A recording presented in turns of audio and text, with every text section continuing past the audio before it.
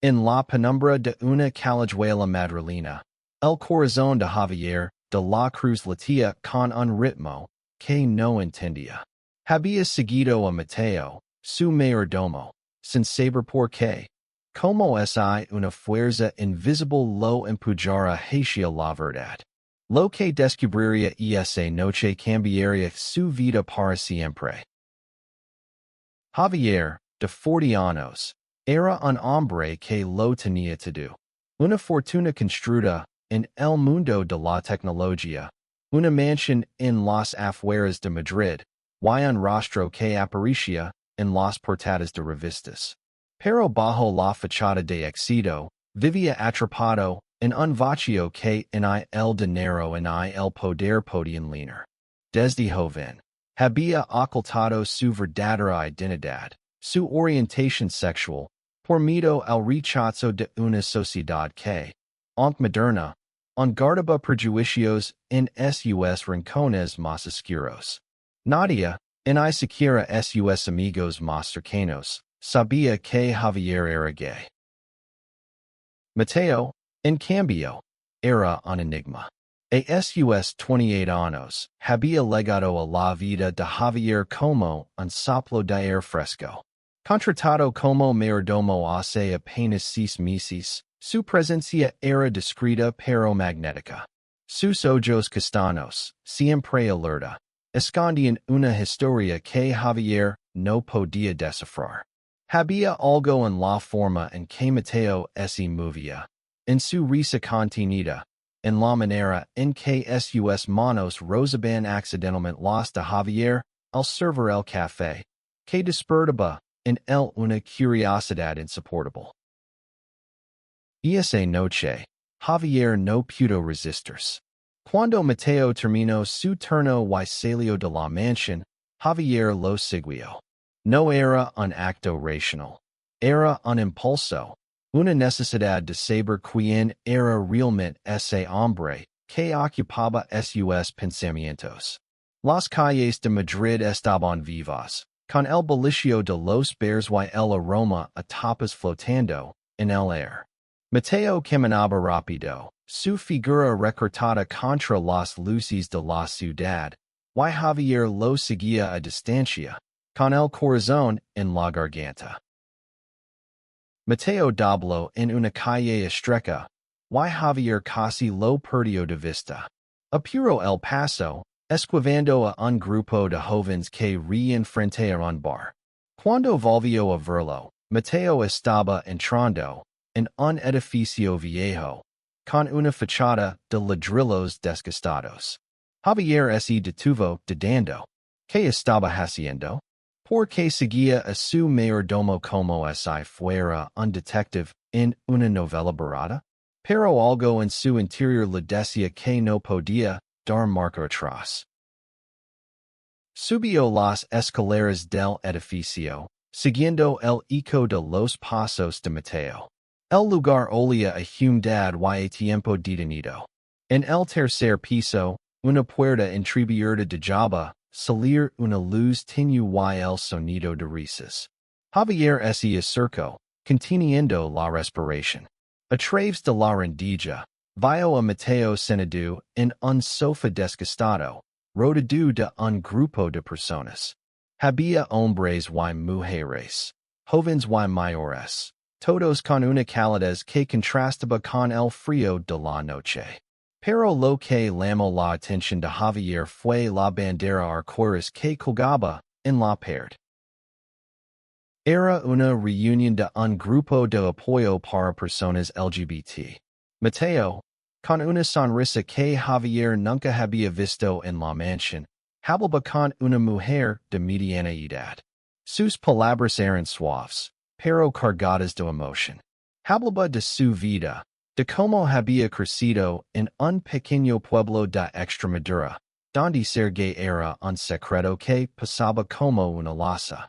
Hablaba de su lucha por aceptarse, de las noches en las que lloró solo, temiendo no ser suficiente. Javier sintió que el suelo se movía bajo sus pies. Nunca había imaginado que Mateo, con su air reservado, cargara con una historia tan parecida a la suya. Pero había algo más. Algo que lo golpeó como un relámpago. Mateo estaba ayudando a otros. No solo estaba ali para compartir su dolor, sino para dar fuerza a quienes lo necesitaban. De pronto, Mateo levantó la vista y sus ojos se encontraron con los de Javier a través de la rendija. El tiempo se detuvo. Javier sintió el impulso de huir, pero sus piernas no respondían. Mateo se levantó, camino hacia la puerta y la abrió de par en par. Señor de la Cruz, dijo, con una mezcla de sorpresa y cautela. Javier no supo que responder. Su mente era un torbellino. Solo pudo balbucear una disculpa antes de girarse y bajar las escaleras a trompicones. Pero mientras corría, algo dentro de él comenzó a romperse. Las lágrimas que había contenido durante años amenazaban con salir, no de tristeza, sino de una extraña mezcla de alivio y miedo. Esa noche, en su mansión vacía, Javier no durmió. Se sentó frente a la ventana, mirando las luces de Madrid a lo lejos. La imagen de Mateo, rodeado de personas que lo aceptaban tal como era, no dejaba de repetirse en su mente. Por primera vez en mucho tiempo, sintió que había una puerta que podía abrir, una verdad que podía enfrentar. Pero el camino hacia esa verdad estaba lleno de sombras, y Javier no estaba seguro de tener el valor para recorrerlo. Los días siguientes fueron un torbellino de emociones para Javier. No podía mirar a Mateo sin sentir una punzada en el pecho. Cada vez que el joven mayordomo le servía el desayuno o le entregaba el correo, Javier evitaba sus ojos, temiendo que Mateo viera demasiado. Pero Mateo no dijo nada sobre aquella noche. Seguía siendo el mismo, profesional, discreto, con esa sonrisa que parecía guardar mil secretos. Javier, sin embargo, no podía ignorar lo que había visto. La bandera arcoíris, las risas, la calidez de aquel grupo todo eso lo perseguía como un eco. Durante años, había construido un muro alrededor de su corazón, convencido de que nadie podría entenderlo. Pero ahora, saber que Mateo no solo era gay, sino que vivía su verdad con violencia, lo hacía cuestionarse todo. Porque él, con todo su dinero y poder, seguía escondiéndose. Una mañana, mientras Mateo ordenaba la biblioteca, Javier decidió romper el silencio.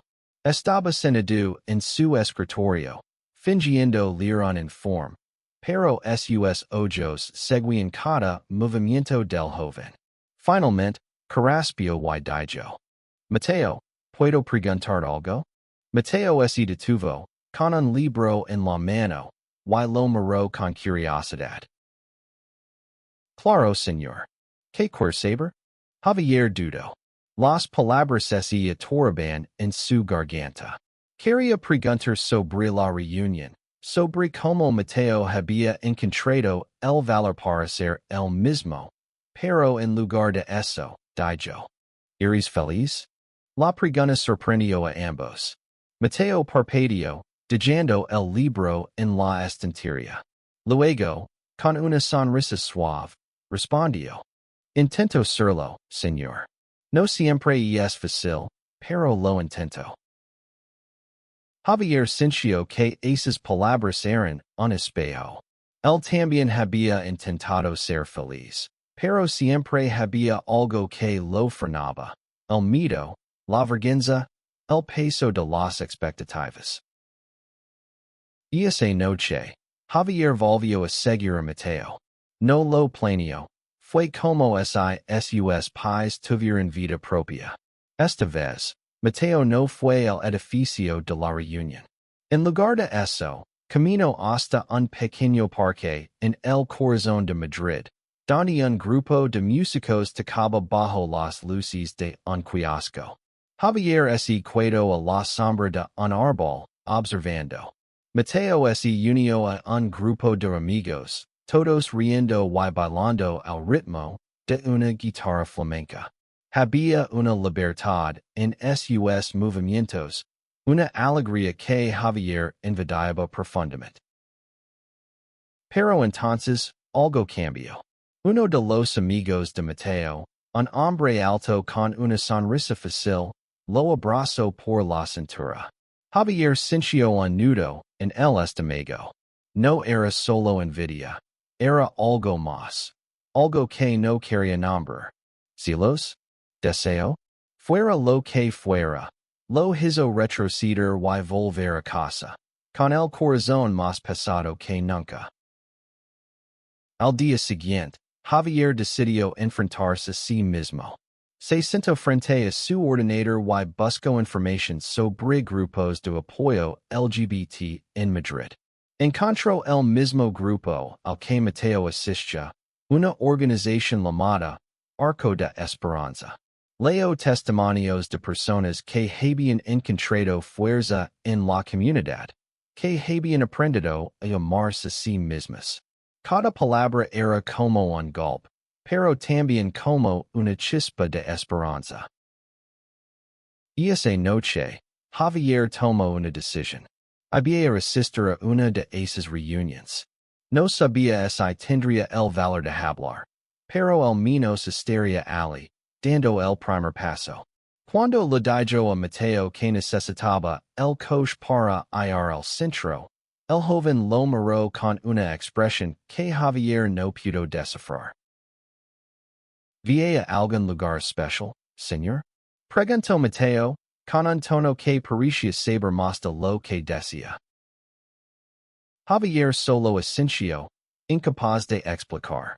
Pero mientras conducía hacia el edificio, sintió que estaba a punto de cruzar un umbral del que no había vuelta atrás. La sala de Arco de Esperanza estaba llena de rostros desconocidos, pero todos parecían compartir una misma energía, una mezcla de vulnerabilidad y fortaleza. Javier se sentó en una esquina, con las manos apretadas sobre las rodillas, sintiendo que no pertenecía a ese lugar. Pero cuando Mateo entró y lo vio, sus ojos se iluminaron con una sorpresa cálida. Señor de la Cruz no esperaba verte aquí, dijo Mateo, sentándose a su lado. Javier sintió que su rostro ardía. No sabía cómo explicar su presencia, pero Mateo no lo presionó. En cambio, lo ofreció una sonrisa que parecía decir: "Estás a salvo aquí". La reunión comenzó, y uno a uno, los asistentes compartieron sus historias. Una mujer habló de cómo había perdido a su familia al salir del armario. Un chico joven relató su lucha contra la depresión tras años de bullying. Cada palabra resonaba en Javier, desenterrando recuerdos que había enterrado, las miradas de desaprobación de su padre, las burlas en la escuela, el miedo constante de ser descubierto. Cuando llegó el turno de hablar, Javier sintió que el aire se volvía denso. Todos lo miraron, expectants. Tragó saliva y, con una voz que apenas reconoció como propia, dijo: "No sé por dónde empezar, siempre he tenido todo, pero nunca he tenido el valor de ser yo mismo". Las palabras salieron torpes, pero sinceras. Contó cómo había construido una vida perfecta en apariencia, pero vacía en su interior. Habló del miedo que lo había paralizado durante años, de la soledad que lo consumía. Cuando terminó, las lágrimas corrían por su rostro, pero no sintió vergüenza. Por primera vez, sintió que alguien lo entendía. Mateo lo maraba con una mezcla de orgullo y ternura. Cuando la reunión terminó, se acercó a Javier y le puso una mano en el hombro. Ese fue un gran paso. Javier dijo, usando su nombre de pila por primera vez. El sonido de su nombre en la voz de Mateo fue como un rayo de luz. Caminaron juntos hacia la salida, y por primera vez, Javier sintió que no estaba solo. Pero cuando llegaron a la calle, Mateo se detuvo y lo miró fijamente. ¿Por qué me seguiste aquella noche? Preguntó, con una intensidad que hizo que Javier se estremeciera. No había escapatoria. Javier respiró hondo y confesó. ¿Por qué no podía dejar de pensar en ti? ¿Por qué quería saber quién eras y por qué? Tal vez, quería encontrarme a mí mismo. Mateo no respondió de inmediato. Sus ojos buscaron los de Javier, como si intentaran leer algo más profundo. Luego, con una sonrisa tímida, dijo. Tal vez los dos estamos buscando lo mismo. Y esa noche, Javier no regresó a su mansión.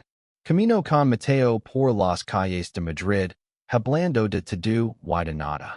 Por primera vez en años, se sintió vivo. Pero en el fondo, sabía que este era solo el comienzo. Había verdades que aún no estaba listo para enfrentar. Y secretos que Mateo aún no había compartido. Las semanas siguientes fueron una danza delicada entre Javier y Mateo. En la mansión, mantenían la profesionalidad, pero las miradas que intercambiaban decían más que cualquier palabra. Javier asistía a las reuniones de Arco de Esperanza con regularidad, y cada vez se sentía más cómodo en su piel. Pero también notaba que Mateo guardaba una distancia, como si algo lo frenara. Una tarde, mientras Mateo servía el té, Javier decidió arriesgarse. Mateo, ¿te gustaría salir a tomar algo esta noche? No como jefe y empleado, sino como amigos. Mateo dudó, y por un momento, Javier temió haber cruzado una línea. Pero luego, con una sonrisa tímida, Mateo asintió. Y esa noche, se encontraron en un pequeño bar en Chueca, el barrio gay de Madrid. El ambiente era vibrante, con luces de neón y risas que llenaban el aire. Sentados en una mesa apartada, hablaron durante horas. Mateo le contó más sobre su vida. Cómo había escapado de su pueblo tras una pelea con su familia. Cómo había trabajado en bares y hoteles antes de llegar a la mansión de Javier. Pero cuando Javier intentó profundizar, preguntando sobre sus sueños o sus miedos, Mateo cambiaba de tema. ¿Por qué siempre esquivas mis preguntas? Preguntó Javier, medio en broma, medio en serios. Mateo bajó la mirada, llegando con el borde de su vaso. No es tan simple, Javier. Hay cosas que aún no estoy listo para contar.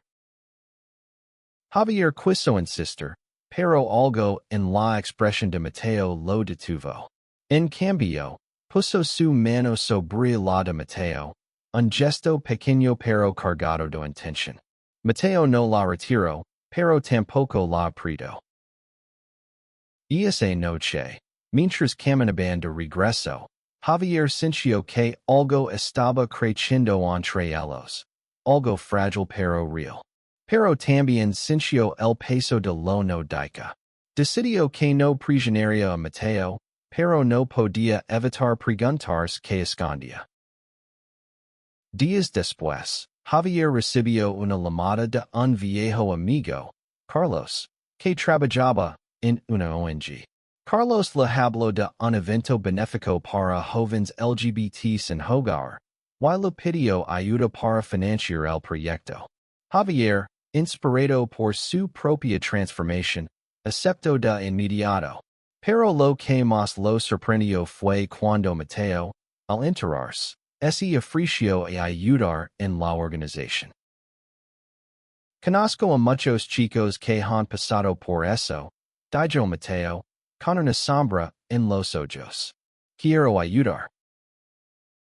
Javier lo miró, sorprendido por la pasión en su voz. Por primera vez, sintió que estaba viendo al verdadero Mateo, no al mayordomo, no al hombre reservado, sino a alguien que cargaba con un propósito más grande que él mismo. El evento fue un éxito, pero durante la noche, Javier notó que Mateo se apartaba para hablar con un joven que parecía nervioso. Sus gestos eran protectors, casi fraternals. Javier sintió una punzada de curiosidad, pero también de respeto.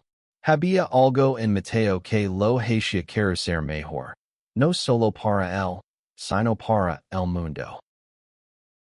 El evento benéfico marcó un punto de inflexión para Javier.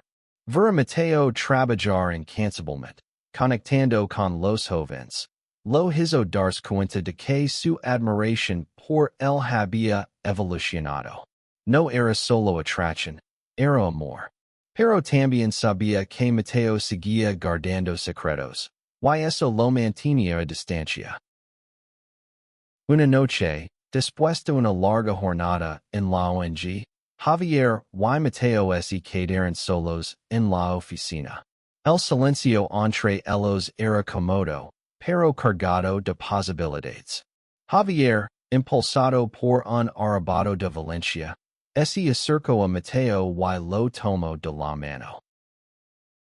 Mateo, no sé qué es esto que siento, pero no quiero seguir fingiendo que no existe, dijo, con la voz temblorosa. Sé que hay cosas que no me cuentas, y está bien. Pero quiero que sepas que estoy aquí, para lo que sí. Mateo lo miró, sus ojos brillando con una mezcla de miedo y angelo. Por un momento, pareció que había dejar algo, pero en lugar de eso, se acercó y lo besó. Fue un beso suave, casi tentativo, pero lleno de una electricidad que hizo que Javier olvidara el mundo. Cuando se separaron, Mateo susurró. No sabes cuánto tiempo he querido hacer eso. Pero hay cosas que necesitas saber antes de que esto vaya más lejos. Javier asintió, dispuesto a escuchar. Mateo respiró hondo, y comenzó a hablar. Le contó que, años atrás, había estado en una relación que lo había destrozado. Su pareja, un hombre mayor, había sido controlador, manipulador. Mateo había escapado, pero las cicatrices seguían allí. Por eso era tan reservado. Tenía miedo de volver a confiar. Javier escuchó en silencio, sintiendo que su corazón se rompía por Mateo. Cuando terminó, lo abrazó con fuerza, prometiendo que nunca lo lastimaría. Pero en el fondo, sabía que el camino no sería fácil. Ambos tenían heridas que sanar, y el amor, aunque poderoso, no era una cura instantánea. A partir de esa noche, su relación cambió. Empezaron a pasar más tiempo juntos, no solo en la mansión, sino en pequeños momentos robados.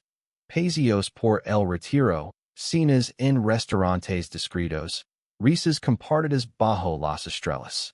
Pero también había momentos de tensión, cuando los miedos de Mateo resurgen o cuando Javier se enfrentaba a su propia inseguridad. Una tarde, mientras organizaban otro evento para la ONG, Javier recibió una noticia inesperada. Un periodista había descubierto su presencia en Arco de Esperanza y planeaba publicar un artículo sobre su vida privada. El pánico lo invadió. Duranianos, había protegido su secreto a toda costa. Ahora, todo estaba a punto de desmoronarse. Mateo, ¿qué voy a hacer? Preguntó, con la voz quebrada. Mateo lo miró con una calma que lo sorprendió. Javier, no tienes que esconder más. Eres más fuerte de lo que crees. Y pase lo que pase, estar contigo. Esas palabras fueron un ancla para Javier. Por primera vez, sintió que no estaba solo en su lucha. Pero también sabía que el mundo exterior no sería tan comprensivo. El artículo salió a la luz una semana después. Titulado El Multimillonario Oculto, la verdad detrás de Javier de la Cruz, exponía su asistencia a las reuniones de Arco de Esperanza, y especulaba sobre su orientación sexual. Las redes sociales estallaron, y Javier sintió que su mundo se derrumbaba. Los mensajes de apoyo se mezclaban con críticas crueles, y algunos de sus socios comerciales comenzaron a cuestionar su liderazgo. Javier se encerró en su mansión, evitando el mundo exterior. Pero Mateo no lo dejó solo. Una noche, se presentó en su habitación con una bandeja de té y una determinación feroz en los ojos. No puedes dejar que esto te destruya, Javier, dijo, sentándose a su lado. Eres más que lo que digan los titulares. Javier lo miró, con los ojos enrojecidos. ¿Y no soy lo suficientemente fuerte? Mateo tomó su mano y la apretó con fuerza. Eres más fuerte de lo que crees. ¿Y no estás solo? Esas palabras fueron el empujón que Javier necesitaba. Decidió enfrentar la tormenta. Convocó una rueda de prensa y, con Mateo a su lado, habló con una honestidad que sorprendió a todos. Soy gay, dijo, con la voz firme. Y no voy a esconder más. Mi vida, mi amor, mi verdad, son míos para vivirlos, no para ocultarlos. El silencio en la sala fue ensordecido, pero luego estallaron los aplausos. No todos estaban de acuerdo, pero para Javier, eso ya no importaba. Por primera vez, se sintió libre. La relación con Mateo se fortaleció, pero no estaba exenta de desafíos. Había días en que los miedos de Mateo resurgen, y otros en que Javier dudaba de su lugar en el mundo. Pero juntos, enfrentaban cada obstáculo, construyendo algo más grande que ellos mismos. Javier también decidió usar su influencia para apoyar causas LGBT. Invirtió en programas para jóvenes sin hogar, creó becas para estudiantes queer, y se convirtió en un rostro visible de la comunidad. Mateo, a su lado, lo guiaba con su experiencia y su corazón. Una noche, mientras caminaban por las calles de Madrid, Mateo se detuvo y miró a Javier con una intensidad que lo desarmó. Nunca pensé que encontraría a alguien como tú, dijo. Alguien que me haga querer ser mejor, todos los días. Javier sonrió, con lágrimas en los ojos.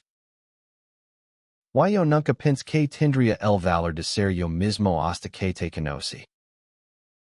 Se besaron bajo la luz de una farola, y por un momento, el mundo entero desapareció. Un año después, Javier y Mateo estaban sentados en el mismo parque, donde Javier había visto a Mateo bailar por primera vez. Habían recorrido un largo camino juntos, enfrentando no solo sus propios demonios, sino también los prejuicios del mundo. La mansión ya no era solo el hogar de Javier. era un refugio para ambos, un lugar donde podían ser ellos mismos en miedo. Una tarde, mientras organizaban un nuevo evento para Arco de Esperanza, Mateo sorprendió a Javier con una propuesta. Quiero que hagamos algo juntos, dijo, con una chispa en los ojos. Un hogar para jóvenes LGBT que no tienen a donde ir, un lugar donde pueden ser seguros, amados. Javier lo miró, abrumado por el amor que sentía. Hagámoslo, respondió sin dudar. El proyecto se convirtió en su pasión compartida. Trabajaron incansablemente, recaudando fondos, diseñando el espacio, y conectando con jóvenes que necesitaban un lugar donde pertenecer.